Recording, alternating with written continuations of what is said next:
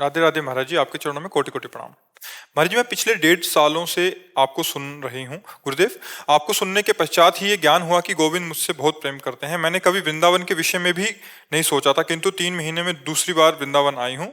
आपकी बहुत कृपा। महाराज जी, मेरा प्रश्न है कि आपने अपने शब्दों के द्वारा अनेक बार कहा है कि आजकल के बच्चे गर्लफ्रेंड बॉयफ्रेंड रूपी व्यभिचार आचरण करने लगे हैं।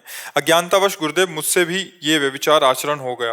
पूर्व काल में कभी लगा ही नहीं कि गलत कर रही हूँ, किंतु गुरुदेव हाँ, जब से क्योंकि आपको सुना संग है। संग ऐसा रहता है ना।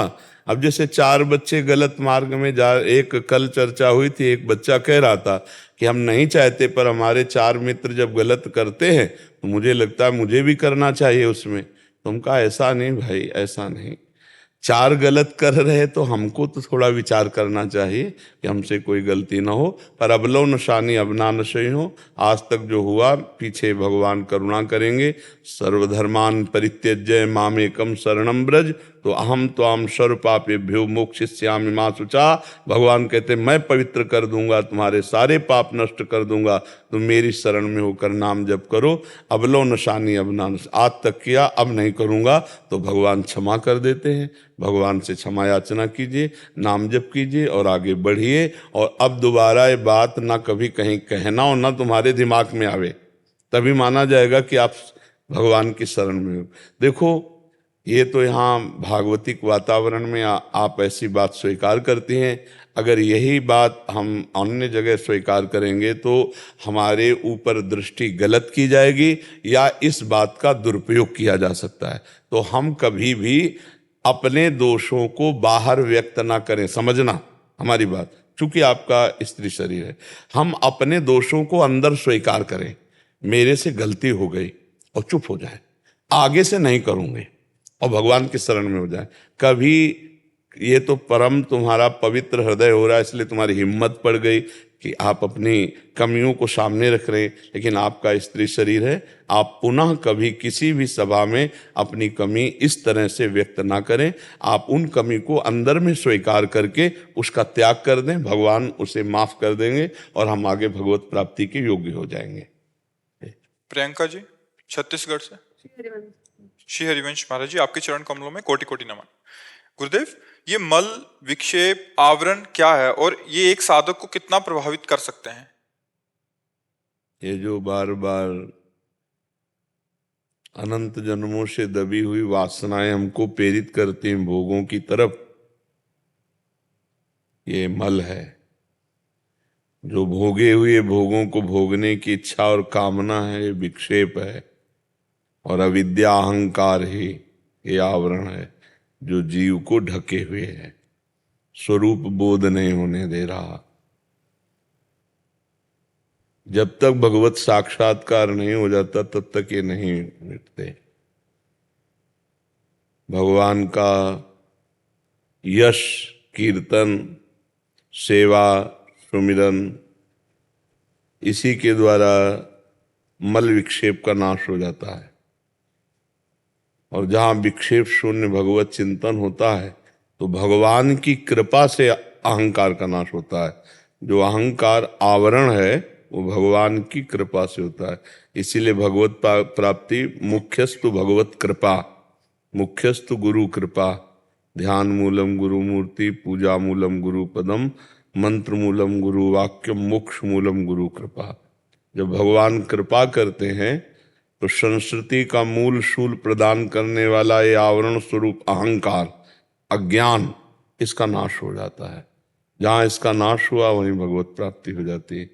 मल विक्षेप के लिए तो साधन है, लेकिन जो अहंकार है ये भगवान के ज्ञान प्रदान से ही होता है। अविद्या का नाश हुआ, अहंकार नष्ट हुआ, भगवत प्राप्ति हुई। तो खूब भगवान के चरणों का आश्रय लेकर नाम जप करे, भगवत लीला कथा सुने, परोपकार की भावना से सबकी सेवा करे, तो हमारे जहाँ अंतःकरण में पवित्रता आई तो फिर ये मल विक्षेप सब नष्ट हो जाता है। विक्षेप देखो ना, नाम जप करो तो बार बार विषय चिंतन नहीं होता है, ये विक्षेप है। भोगने की इच्छा होना, भोगने की कामना होना। और दुर्वासना मम सदा परिकर्षयन्ति, दुर्वासना ही मल है। और जो अहंकार है, आवरण अज्ञान, यही हमको अपने स्वरूप का बोध नहीं होने दे रहा, भगवान का साक्षात्कार नहीं होने दे रहा। तो ये साधन भजन कृपा, हम जो साधन भजन करते हैं उससे मल विक्षेप तो नष्ट होता है, पर आवरण जो है वो शुद्ध ज्ञान होने पर ही होता है। जब तक भगवत कृपा से ज्ञान नहीं होगा तब तक आवरण बना रहता है, कर्तृत्व भोक्तृत्व भाव बना रहता है। तो या ये आवरण अहंकार दासता में चला जाए या ज्ञान के द्वारा नष्ट हो जाए। तो ये मल विक्षेप आवरण का नाश होते ही, वैसे हमारा स्वरूप जो है मल विक्षेप आवरण से परे है, पर यही अज्ञान है कि हम अपने को देह मानकर और भोग और कामनाओं में और अहंकार में फंस गए, मैं करता भोगता हूँ। तो वही उसी के लिए साधन करना है। जब हम साधन करेंगे, असाधनों का त्याग होगा, तो साधन से हृदय पवित्र होगा। हृदय जहाँ पवित्र हुआ तो ये जो मल विक्षेप है सब हट जाएगा। और भगवान करुणा करें, गुरु भगवान कृपा करें कि हमें ये ज्ञान हो जाए कि हम शरीर नहीं हैं, हम जो पाप कर्म कर रहे हैं, जो अधर्म आचरण कर रहे हैं, ये हमारे द्वारा अज्ञान के द्वारा हुआ, तो भगवान क्षमा करें। तो जीव निष्पाप और परम पवित्र होकर भगवत स्वरूप ही है, उसको ऐसा बोध हो जाता है। किसका प्रश्न है? हाँ, तो बस समझ लीजिए। विशेष कुमार झा जी। श्री हरिवंश राधा वल्लभ श्री हरिवंश महाराज जी। महाराज जी, प्रेम भक्ति और वैराग्य त्याग के बीच में क्या संबंध है? क्या हमें बिना वैराग्य के प्रेम भक्ति का भाव आएगा? नहीं, बिल्कुल नहीं। जो शरीर में रागी है, जो भोगों का रागी है, जो शरीर संबंधियों का रागी है, उसको प्रेम कैसे हो सकता है? प्रेम तो तब होता है जब जननी जनक बंधु सुत दारा तनु धनु धाम सुहृद परिवारा सबकी ममता ताग बटोरी मम पद मनहि बांध बर डोरी। ये जो सबकी ममता बटोरना है, यही वैराग्य है, राग रहित होना। वैराग्य का मतलब भेष परिवर्तन पर मत जाना। वैराग्य का मतलब आंतरिक सबकी ममता ताग बटोरी मम पद मनहि बांध बर डोरी। प्रभु ऐसे प्यारे लगने लगे कि उनके सिवा कुछ और प्यारा ना लगे, उसे प्रेम भक्ति कहते हैं। प्रभु के सिवा हमारा प्यार का विषय कोई न वस्तु हो, न व्यक्ति हो, न स्थान हो, उसे ही प्रेम भक्ति कहते हैं। जो हमारा कहीं किसी से, तो हमारा मन कहीं जाएगा ही नहीं। और सावई मना कृष्ण पदारविंदो, भगवान में मन लगाए, यही प्रेम लक्षण भक्ति है। व्याख्या सरल भाषा में, प्रभु के सिवा हमारा कोई नहीं। मीरा जी कह रहे, मेरे तो गिरधर गोपाल दूसरो ना कोई। तो जिससे हम प्यार करते हैं वो हमारे दृष्टि में नहीं आया तो विरह पैदा होता है, और जब वो मिल जाता है तो आनंद प्रकट होता रहता है। तो दो प्रकार के अश्रु बहते रहते हैं, या तो तड़पन के, मिलन के, और या आनंद अश्रु। तो प्रेम भक्ति का दो स्वरूप है, एक विरह और एक मिलन। विरह में तड़पना, हा कृष्ण हा किशोरी जो कब मिलोगी, और आनंद में इतना सुंदर रूप है, इतना आनंद है कि सहा नहीं जा रहा, इतना आनंद है कि वो आनंद सहा नहीं जा रहा। तो शरीर में कंप हो जाना, रोमांच हो जाना, अश्रु प्रवाह होना, ये तभी होगा जब हमें कोई वस्तु, व्यक्ति, स्थान बाहर प्रिय न लगे और अंदर हमारी वृत्ति एकमात्र प्रभु में। जब प्रभु के सिवा हमारा कोई है नहीं, वो अंदर से अंदर चिंतन में, तो गाढ़ भाव जो चिंतन का है उसी को प्रीति कहते हैं। जो अंदर हमारा प्रभु से गाढ़ अनुराग है उसी को प्रीति कहते हैं, वही प्रेम है। वो हृदय गुफा में रहता है, वो बाहरी कोई प्रदर्शन का विषय थोड़ी, तो हृदय में रहता है।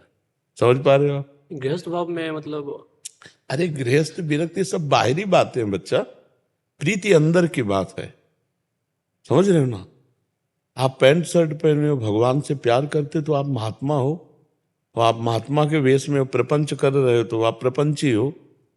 गृहस्थ विरक्त एक हमारे जीने के तरीके हैं, आप समझ रहे हो ना? गृहस्थ विरक्त हमारे एक चलने के मार्ग हैं, लेकिन हम चल तो दोनों उसी प्रभु के पास रहे हैं ना। तो बस अंदर से प्रीति प्रभु के सिवा कहीं ना रहे, उसी को वैराग्य कहते हैं। कहीं जगते भयो फिरे बैरागी, वृंदावन रस में अनुरागी। तो हमारा, तो अब उस ये अंदर का विषय, जैसे परदेश गए हुए पति के पतिव्रता जो केवल एक पति से प्रेम करती, अब वो अपनी सास, ससुर, देवर, नंद सबके साथ रह रही, सबकी सेवा कर रही, हंस बातचीत भी कर रही है, लेकिन उसके चित्त में एक पीड़ा है। उस पीड़ा में हर समय वो अपने प्रीतम का चिंतन करती है। कभी कोई फोन आ जाए, कभी कोई संदेश आ जाए, या कब आएंगे, कब मिलेंगे, हर समय उसके हृदय में जो एक पीड़ा है उसे प्रीति कहते हैं। वो प्रीति का प्रदर्शन सबसे कर रही, सास ससुर परिवार के सब जनों से। कोई जान नहीं पा रहा, सब कोई समझ रहे खुशी है, वो खुशी नहीं है।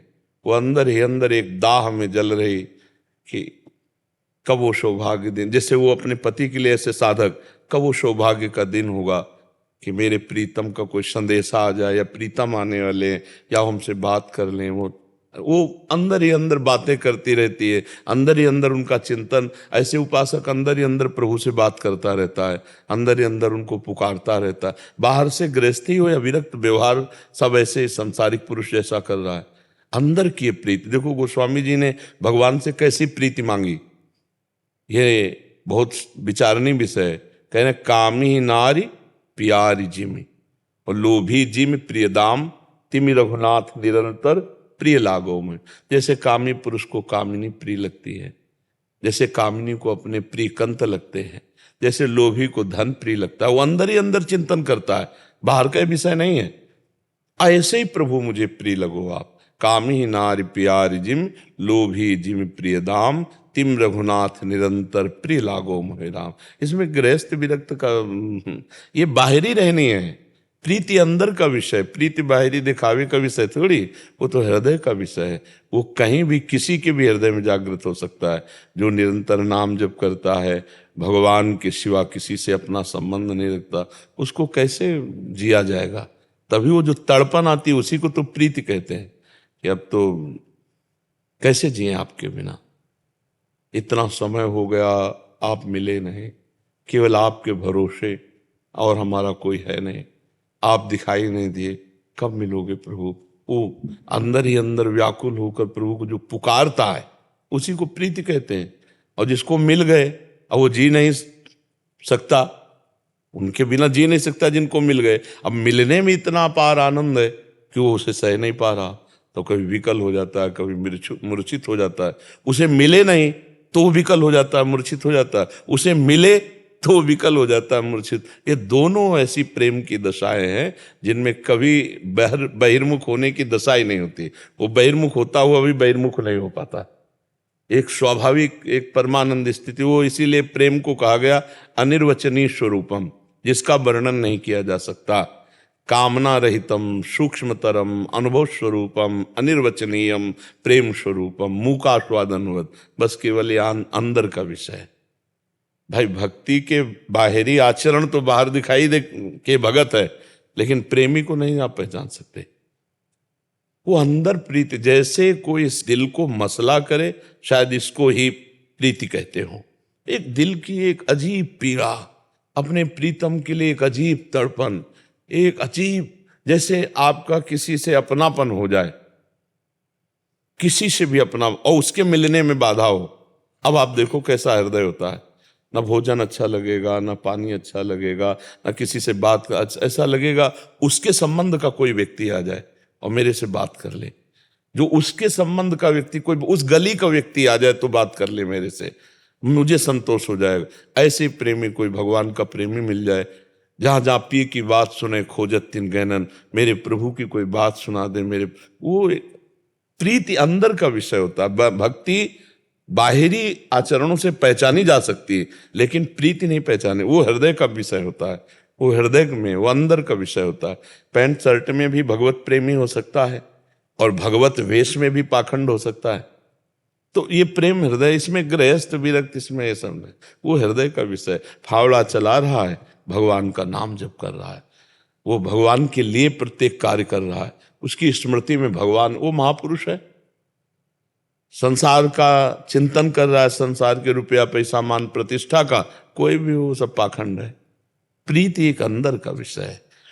प्रीति बहुत गुप्त विषय प्रीति है, और बहुत सामर्थ्य इस प्रीति में है। जिसके अंदर प्रेम आ गया तो देखो भगवान रथ हाँक रहे हैं, भगवान चरण चाप रहे हैं, भगवान सेवकाई कर रहे हैं। कहाँ इतने बड़े भगवान, और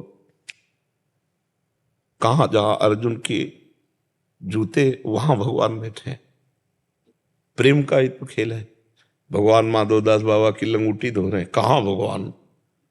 हम लोग कहाँ अधम जीव, कहाँ इतने बड़े आकाश पृथ्वी पाताल सब अनंत ब्रह्मांडों को रचने वाले, और भक्तों के दास बन जाते हैं। ये प्रीति जो मतलब वो, ये सब बुद्धि का खेल नहीं है, ये सब भगवान की कृपा से हृदय का विषय है। प्रेम हो जाए तब देखो प्रेम की दशा क्या होती है। मतलब अपने प्राणों का विस्मरण हो जाना, प्राण तिनके की तरह लगना। एक साधारण प्रेम में देख लो, लड़का लड़की बच्चा बच्ची प्रेम करते हैं और उनके मिलन में बाधा हो जाए और उनकी प्रबल आसक्ति हो तो दोनों अपने प्राण देने के लिए तैयार हो जाएंगे। नहीं तो प्राण दे नहीं देते, जहर खा लिए से। हम भगवान से प्रेम करते हैं और हमें खान पान अच्छा लगता है, संसार अच्छा लगता है, प्रेम तो नहीं है। संसार का प्रेम किया, शरीरों का, वो नहीं जानते एक दूसरे को, केवल रूप शरीर संसार को देखा तो उनको प्रेम हो गया, तो प्राण न्यौछावर कर दिए। हम भगवान से प्यार करते हैं, हमको संसार अच्छा लगता है, तो भला प्रेम कहाँ हो सकता है? प्रेम तो बहुत एक अलग हृदय का विषय है। तो प्रेम लक्षणा जो भक्ति है वो भगवान और असीम कृपा जब करते हैं तब वो अंदर जागृत होती है। वो स्वयं उसमें बनावटी बनाने हैं, वो सीधे प्रीति न काहू की कान विचारे, मार्ग अपमार्ग विथिकित मन को अनुसरत निवारे, ज्यों सरिता सावन जलोमगत सन्मुख सिंधु सिधारे। प्रेम की वृत्ति कैसी होती भक्त की? जैसे यमुना जी बाढ़ में आई तो कोई रोक ले, सावन में जैसे बढ़ती ना, अब वो जा रहे समुद्र की तरफ सब चीरते हुए, ऐसे उस उपासक का हृदय किसी भी बंधन को स्वीकार नहीं करता, किसी भी भोग को स्वीकार नहीं करता। हाँ, नारायण हरि भजन में पांचों अनुस्वाद, विषय भोग निद्रा हंसी जगत प्रीति भोगवाद, सातरति सातरति सा लोकांतार्यत। जो भगवान का प्रेमी है, आशिक है, उसी से तो पूरा भुवन का भुवन पावन होते हैं, जो भगवान का प्रेमी। समझ पा रहे आप? नाम जप करो, खूब नाम जप करो। महाराज जी, महाराज जी एक प्रश्न था। महाराज जी जैसे आपने बोला कि अंदर का चिंतन प्रभु के उसमें हो।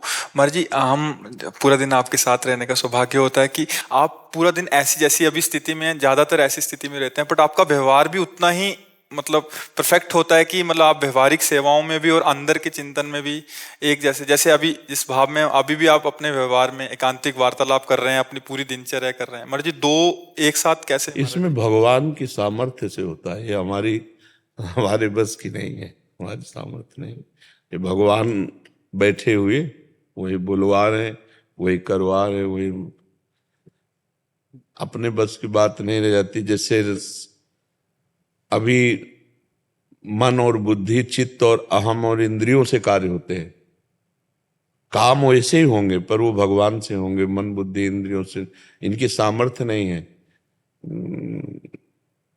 प्रेम का प्रभाव चढ़ा और फिर किसी से बात कर ले, दोनों एक साथ भगवान के चिंतन में गाढ़ अवस्था और फिर व्यवहार कर ले, जी महाराज। यही काम कर तुम अकर तुम अन्यथा कर तुम सर्व समर्था सा ईश्वरा। वही भगवान ऐसा करते रहते हैं, उन्हीं के द्वारा होता है। ये मनुष्य की सामर्थ्य के बाहर की बात है। एक जगह कहीं मन लगाओ फिर दूसरी जगह का उत्तर दे दे, ऐसा कैसे हो सकता है? या तो मन नहीं लगा, जहां उत्तर दिया जा रहा है वहीं मन लगा है, पर ऐसा नहीं है। एक जगह बहुत गाढ़ स्थिति में मन लगा हुआ है, फिर भी व्यवहार में सारे उत्तर हो रहे हैं सारे। ये भगवान की सामर्थ्य से होता है। अब जैसे चल पड़ी तो अब चलती रहेगी, अगर रुक जाए तो फिर रुक जाए। अब हमारी बुद्धि थोड़ी काम कर रही, वो तो बैटरी चार्ज जो भगवान से हो रही तो वही उन्हीं के बल से, नहीं तो फिर व्यवहार नहीं होता। ऐसे ही एक गृहस्थ आदमी भी भगवान के प्रेम में रहते हुए सारे काम कर सकता है, सारे कार्य कर सकता है।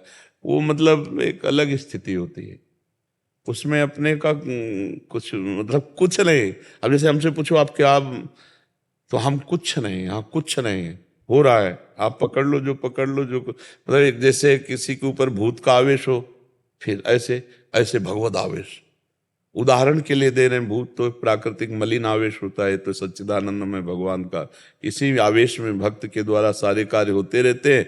देखने में होता है भक्त तो कार्य कर जाते हैं भगवान।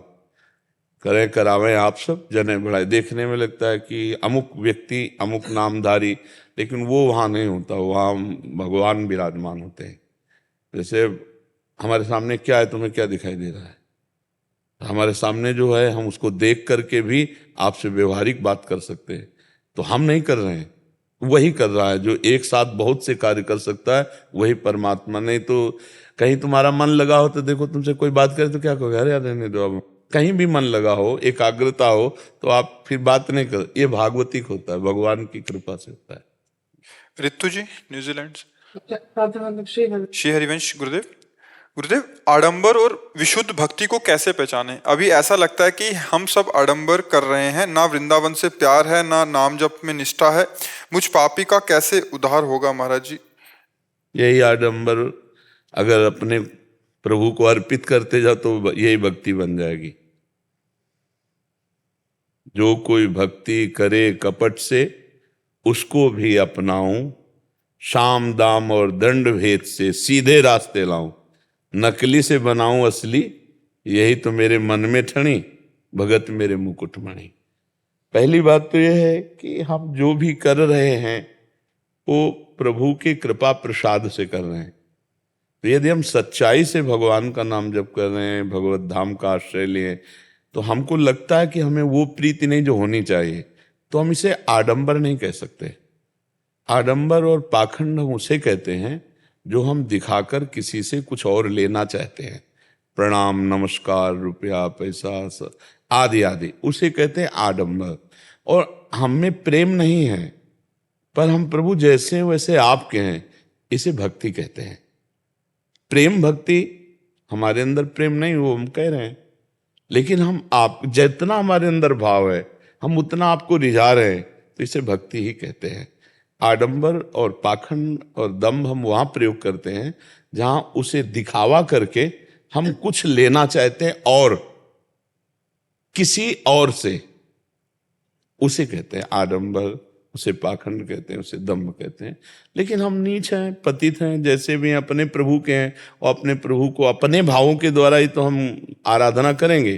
तो हमारे मलिन भाव है, तो मलिन भाव से आराधना करते हैं, तो उसे भगवान कहते हैं कि यदि ऐसी भी कोई भक्ति करता है तो मैं उसकी भक्ति को स्वीकार करता हूँ, शाम दाम दंड भेद से उसको सीधे लाकर परम भक्त बना देता हूँ। ये भगवान का काम। करो सद्यते साधु समाना, ये भगवान का काम है। भगवान उसे साधु बनाते हैं, सच्ची भक्ति भगवान देते हैं। हम तो झूठी हैं, झूठा खेले साचा होए। हम झूठी भक्ति के द्वारा ही सच्ची भक्ति प्राप्त कर लेंगे, लेकिन केवल वो भगवान से ही हो।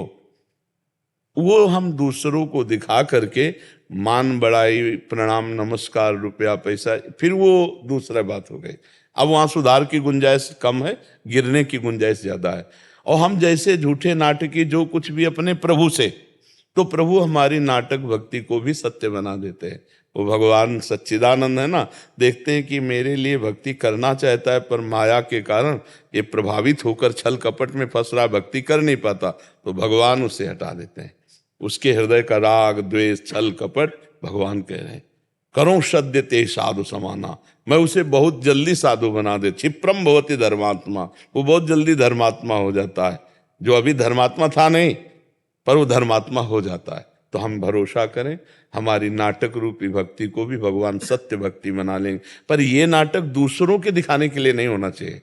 दूसरों के दिखाने वाला फिर वो दंभ पाखंड गिरता चला जाएगा। हम अपने भगवान के लिए भक्ति कर रहे हैं, पर कैसी भक्ति भगवान को प्रिय है ये मुझे पता नहीं, कैसा भगवान से प्रेम होता है ये मेरे में है नहीं, पर मैं करना चाहता हूं, तो भगवान उसे अपनी भक्ति प्रदान कर देते हैं।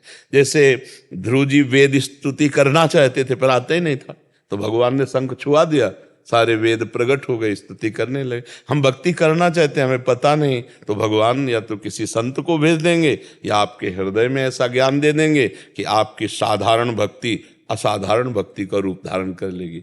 जैसे कर्माबाई को भाव आया कि मेरे जगन्नाथ जी को दिन भर तो सब भोग लगाते रहते हैं, रात में भूखे रहते होंगे, तो 3 बजे बिना नहाए, बिना कुल्ला किए, बिना पवित्र हुए खिचड़ी रांध देती, अमनिया करती, ठाकुर को बुलाती, ठाकुर आके गोद में बैठ के खाता खिचड़ी। ये भक्ति सार्थक कर दी ना।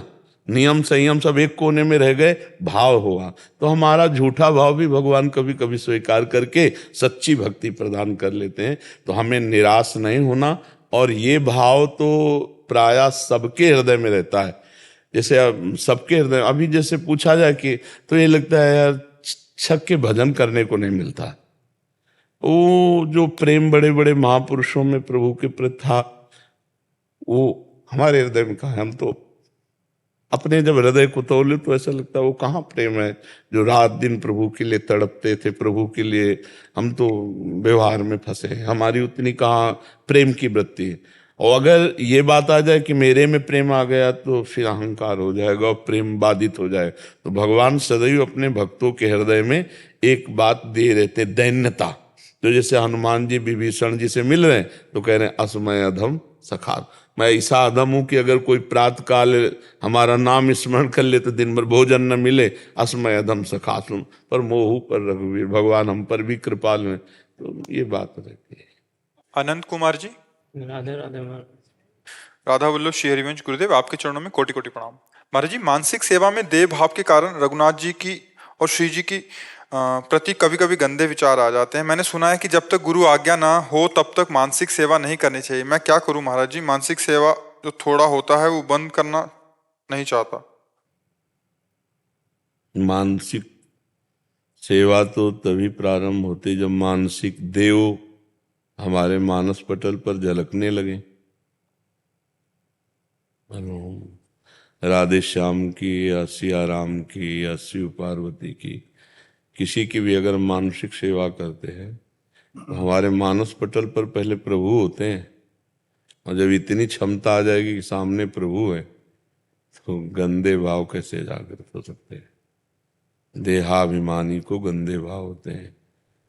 भगवत भाव वाले पुरुष का गंदगी का कहीं प्रवेश, कोई भी गंदगी आ भी जाए तो मिलकर वो गंगा में जैसे नाला मिलकर पावन नहीं हो जाता, ऐसे गंदगी भी आकर पावन हो जाती है। तो आपकी पावन अवस्था में गंदगी आती है तो इसका मतलब आपके मानस पटल पर प्रभु अभी नहीं पधारे।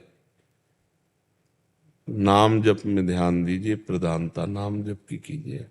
जितना अधिक नाम जप करेंगे वही दुर्वासना का मिटिया मिट करता चला जाएगा। और नाम में ही रूप जागृत होता है। जब रूप सामने होता है तो फिर मैं का विस्मरण होता है। तो गंदी बात किसको आती है? आप पुरुष भाव में हैं इसीलिए गंदी बात है। आप आत्मस्वरूप में तो है नहीं, आप भाव देह में तो है नहीं, आप प्रभु में तो स्थित नहीं। तो इसीलिए साधक को चाहिए, आपका कहारा आता नहीं, पीएचडी का भाषण देना शुरू करे तो पकड़ा जाएगा ना, फिर फंस जाएगा ना। पहले ककारा याद करे। तो प्राथमिक भक्ति से अगर हम चले तो निर्वासनिक होते हुए हम भगवान के मार्ग में आगे बढ़ जाएंगे। हम पहले खूब लीला कथा सुने, भगवान की लीलाओं का गायन करें, नाम जप करें, संत समागम करें, माता पिता परिवार की खूब सेवा प्रकट करें। ये सिद्धों का है मानसिक सेवा। अब अभी साधना में तो फिर गलत हो जाएगा ना। अब आप मानसिक दोषों से युक्त हो जाएंगे तो फिर क्या है? फिर सब बिगड़ गए। मानसिक पवित्रता हमें चाहिए तब तो मानसिक सेवा होगी। बिना पवित्र पात्र हुए सेवा होती है क्या? जब हम सेवा करना प्रारंभ करेंगे तो पहले बर्तन मांजेंगे नहीं। हमारे सारे बर्तन अशुद्ध हैं। मन बुद्धि चित्त अहंकार इंद्रियां ये सब भोगों में अशुद्ध हैं। पहले इनका मार्जन करें ज्ञान के द्वारा, नाम जप के द्वारा, शास्त्र स्वाध्याय, परोपकार, दूसरों की सेवा, तब बात समझ। माता पिता हैं, रोज पैर छूते हो? माता मतलब बाहर। कोई माता पिता जो बुजुर्ग अपने प्रियजन हैं उनकी सेवा करते हो? जितना हो सकता है करते हैं। तो पहले उनकी प्रगट देव की सेवा करो। उनके आशीर्वाद से बुद्धि शुद्ध होगी तब मानसिक देव की सेवा होगी। नाम जप करते हो? थोड़ा मोड़ा होता है। हम बात करते हो मानसिक सेवा की। महाराज जी आप मतलब एकांतिक में बोल रहे थे एक हाँ, तो आप समझो पहले सत्संग में का से लेकर ज्ञा तक की वार्ता होती है। मेडिकल स्टोर में हर दवा होती है। डॉक्टर से पर्चा बनवा के ले जाओ कि तुम्हारे लिए दवा कौन सी चाहिए। सदगुरु वैद्य वचन विश्वासा। सत्संग में तो हम खुला हर 1 से लेके 100 तक का सबके लिए बांट रहे हैं। अब जो अधिकारी जहां को तो 100 वाला पकड़ोगे क्या? एक वाला पकड़ो, एक से चलोगे तो 100 तक पहुंच जाओगे। 100 वाला पकड़ने की कोशिश करोगे नहीं, आधी छोड़ पूरी को धावे, पूरी मिले ना आधी पावे। बात समझो, मेडिकल स्टोर में सब दवा है, हमको कौन सी चाहिए डॉक्टर से लिखवा के लाना पड़ेगा। ऐसे थोड़ी कि हमारी नीली पीली देखकर जो चाहे वो पसंद कर ले। सत्संग है मेडिकल स्टोर, उसमें छोटी से छोटी बात, बड़ी से बड़ी बात, तो हमको महापुरुषों से संतों से मिलकर ये निर्णय करना मेरे लिए कौन सी बात उचित रहेगी। सत्संग में तो कि 5 मिनट ही सही मानसिक सेवा तो कीजिए। तो सामने कौन बैठे हैं? साहब विरक्त बैठे हैं, सैकड़ों की संख्या में वो विरक्त बैठे हैं जो वर्षों से आराधना में संलग्न है, उनके लिए सारा कर रहे हैं। 5 मिनट तो देखो, ऐसी भावना करो कितनी सुंदर यमुना जी हैं। अब हम कह रहे हैं देखो भावना करो, तो जो तो भावना में आने लगे। श्याम वर्ण की यमुना जी देखो, नील कमल, श्वेत कमल, स्वर्णिम कमल कैसे खिले हुए हैं, देखो उनसे भौरे गुंजार कर रहे हैं। हमारे प्रिया प्रीतम गलबैया दिए हुए, भावना करो देखो ऐसी यमुना जी के समीप पहुंच रहे हैं। अब वहां बिल्कुल भावना में पहुंचाते हुए ऐसे, तो ये सब कोई थोड़ी पहुंच रहा है। जो भगवान के जितना अधिक नजदीक पहुंच रहा है भजन में, उसी की भावना में से प्रिया प्रीतम जा रहे हैं। कैसे सुंदर गोरे सांवले चरणारविंद, वृंदावन की पावन भूमि का स्पर्श, कैसे रेणुका का स्पर्श करते हैं, और वो एकदम तन्मय है। प्रिया प्रीतम यमुना किनारे पहुंच, कैसे आसपास सब सखियां हैं, कैसे यमुना जी के जल में मछली किलोले कर रही, प्रिया प्रीतम को देखकर आनंदित हो रहे, प्रिया प्रीतम उनको देखकर आनंदित हो रहे। जैसे एक सत्संग में बोलते हैं, एकांतिक में बोलते हैं, तो अधिकारानुसार। अभी आप श्री जी की भावना थोड़ी कर सकते हैं, क्योंकि पुरुष भावना पुष्ट है। तो आप देखो बोले ना कि मुझे विकार दोष आ जाता है, पहले तो विकारों का दमन करने के लिए हमें साधना करनी पड़ेगी ना, तब हम उस ऊंचाई पर पहुंचेंगे। तो सत्संग, शास्त्र, स्वाध्याय, ये सब मेडिकल स्टोर है। इसीलिए गुरुदेव की आवश्यकता होती है, वो हमारे अनुसार बोलेंगे, तुम ये साधन करो, तुम ये साधन करो, तुम ऐसा करो, तब आगे बढ़ोगे। ठीक है, अभी राधा नाम का ध्यान करो, राधा नाम जप करो, और राधा नाम को भोग लगाओ, राधा नाम की आरती करो मानस पटल पे, कोई विकार नहीं आएगा।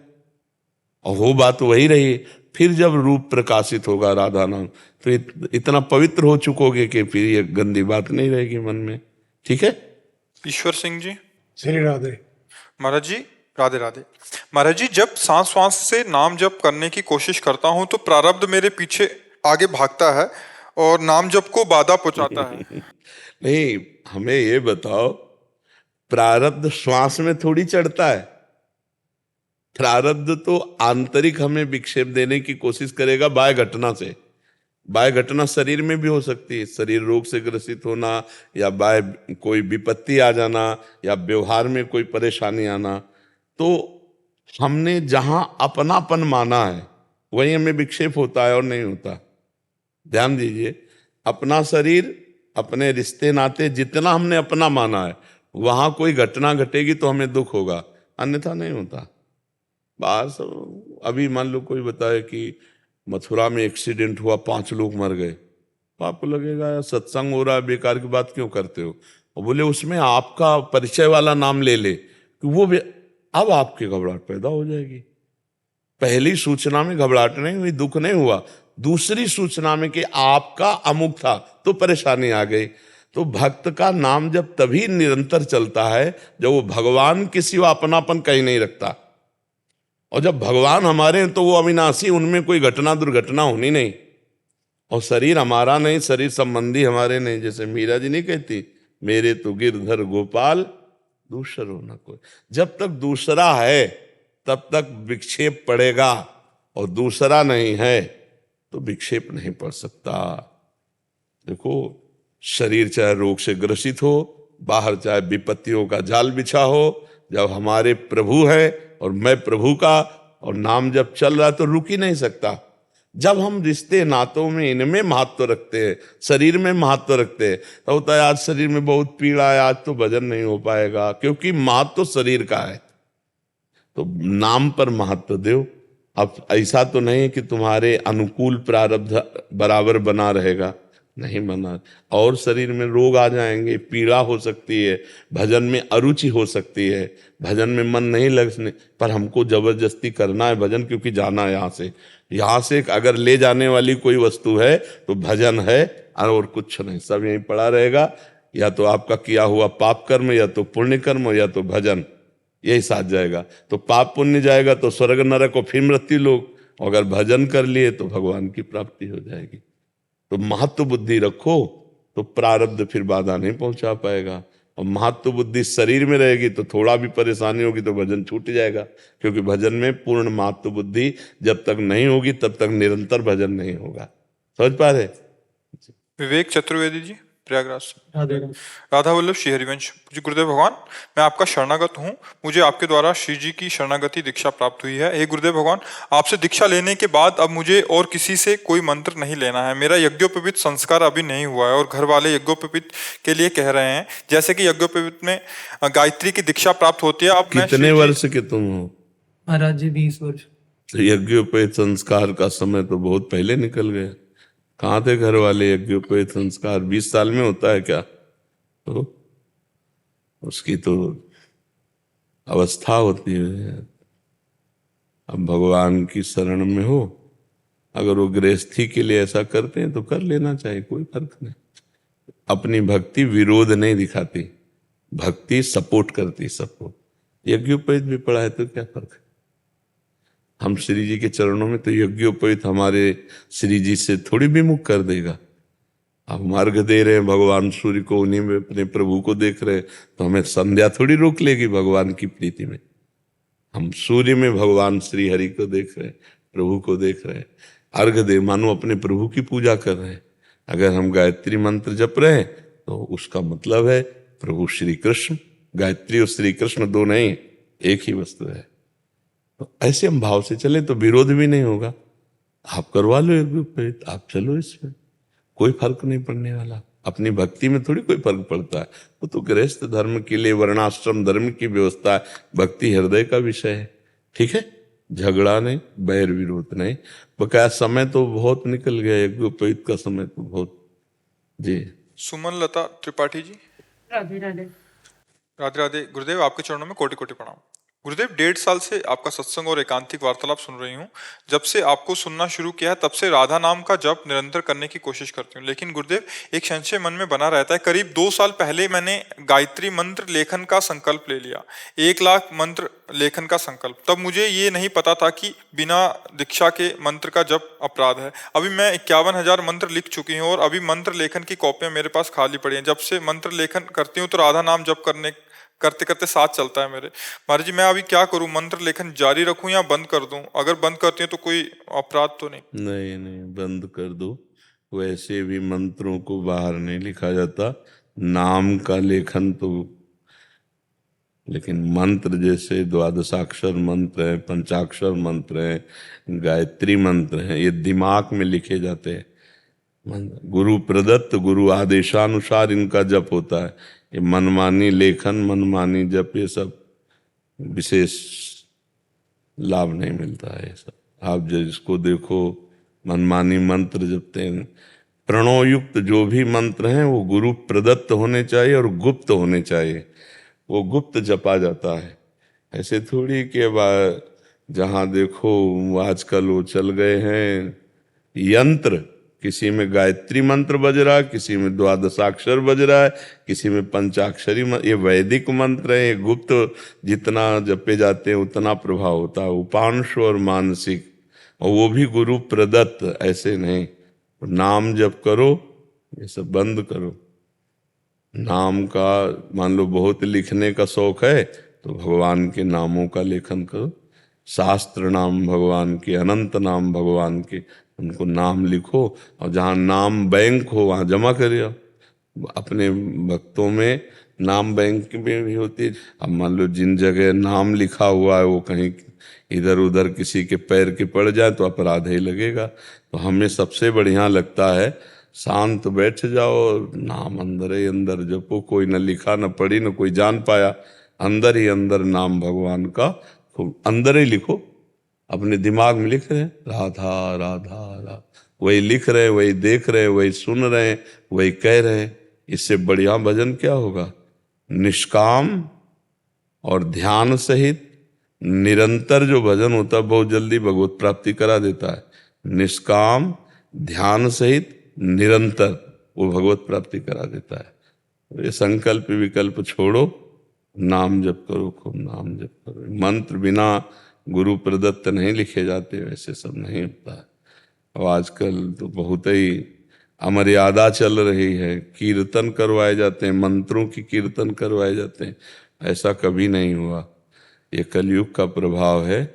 शास्त्रों के मंत्र जैसे पंचाक्षरी मंत्र तो घंटा बजा करके और ऐसे मंत्र दिए जाते शंख आदि ध्वनि करके कि किसी को कान में भी ना पड़े कि गुरुजी क्या मंत्र दे रहे हैं, और वही मंत्रों का कीर्तन किया जाता है। सब उद्दंडता है, शास्त्र मर्यादा रहित ये बातें हैं। शास्त्र मर्यादा में नाम कीर्तन करो, महामंत्र का कीर्तन करो, लेकिन जो मंत्र हैं शास्त्री वो जप के लिए बनाए गए, आंतरिक जप के लिए, और वो गुरु प्रदत्त होना चाहिए।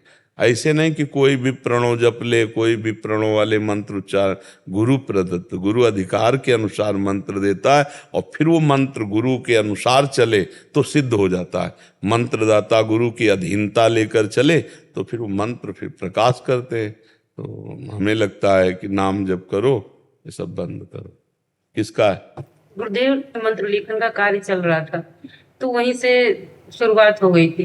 अब देखो, हम किसी की पद्धति पर किसी भी तरह टीका टिप्पणी नहीं करना चाहते, पर इतनी बात जरूर जानते हैं कि जो हमारे वैदिक मंत्र हैं वो गुरु प्रदत्त होते हैं और गुप्त रूप से किए जाते हैं।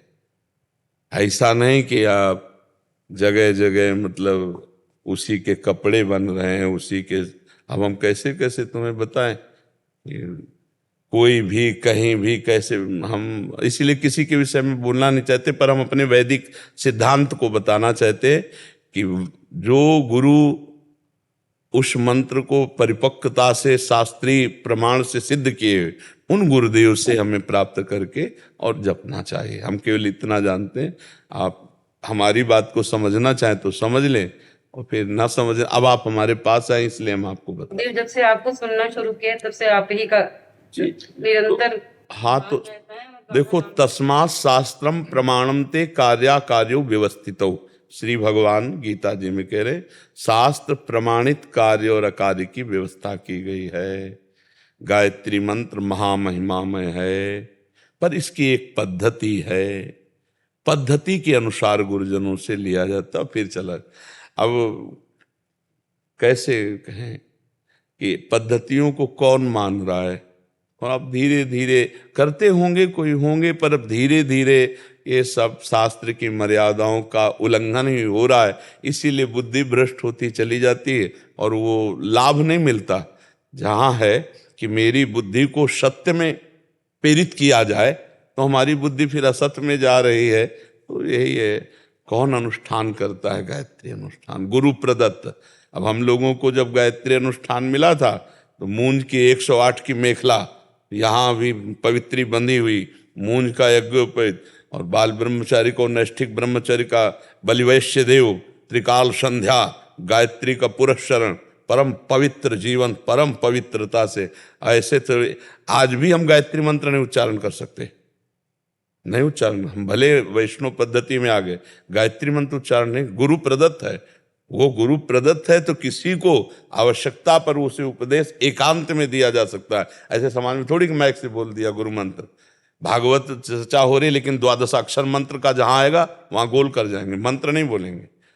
शिव की बात होगी तो जहां पंचाक्षरी मंत्र आएगा वहां गोल कर जाएंगे।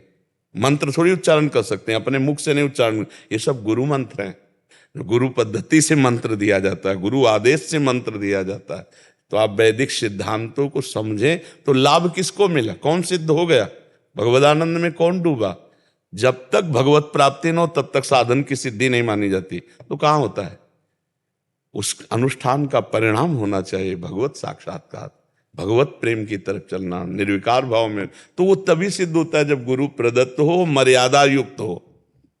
शास्त्रीय सिद्धांतों का पालन करने से ही सिद्धि प्राप्त होती है। अगर शास्त्र के विरुद्ध हम चले तो हम कभी सिद्धि प्राप्त नहीं कर सकते, कभी भगवत प्राप्ति नहीं कर सकते। अब कपड़ों में प्रणव लिखा है, कपड़ों में राधा राधा लिखा है, कपड़ों में मंत्र लिखे हैं, कपड़ों में, और ये नहीं जान रहे कि कपड़ा छापने वाला पहनने वाला दोनों की दुर्गति होगी।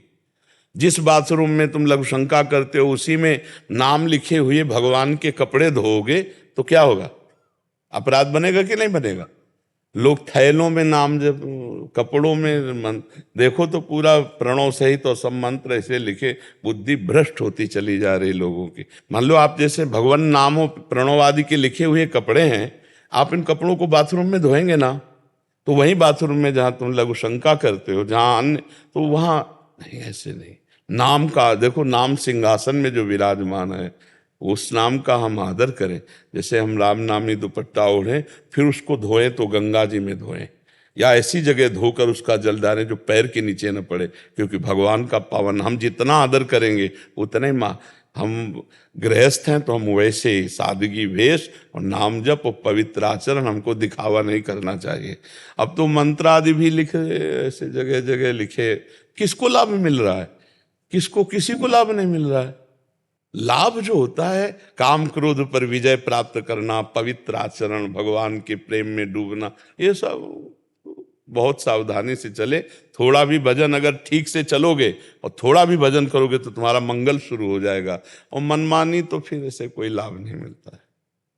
पूज्य महाराज जी, आपके सत्संग में आपके द्वारा सुना है, तेरे भावे जो करे भलो बुरो संसार, नारायण तू बैठ के अपनो भुवन बुहार। परंतु पूज्य महाराज जी, हम 24 घंटे जिस सधर्मणी के साथ रहते हैं, जिससे हम अलग नहीं हो सकते, वही यदि धर्मा अनुकूल आचरण ना करें, मेरे माता इसमें आप इसमें यहाँ पूरा सत्संग सुनने पर ही रहस्य को समझ में आता है।